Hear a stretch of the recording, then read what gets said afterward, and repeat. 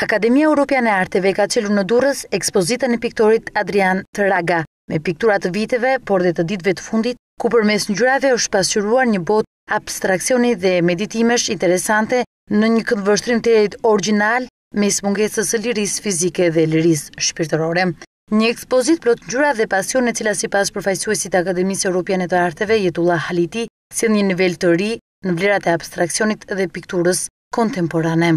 Në këtë event të veçantë të organizuar në qytetin e Durrësit nga Akademia Evropiane e Arteve në bashkëpunim me degën e artistëve dhe shkrimtarëve të qytetit të Durrësit për ekspozitën personale të piktorit Adrian Tragaj.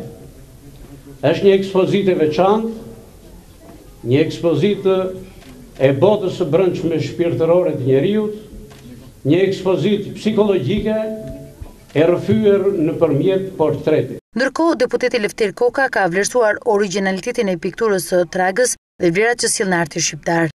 Unë duhet vlerësoj organizatorët para Akademinë Europiane për këtë event kaq të rëndësishëm dhe kam kënaqësinë që qyteti i Durrësit pra të ketë një piktor kaq shumë vlerësuar në arenën ndoshta ndërkombëtare si zoti Adrian Tragaj.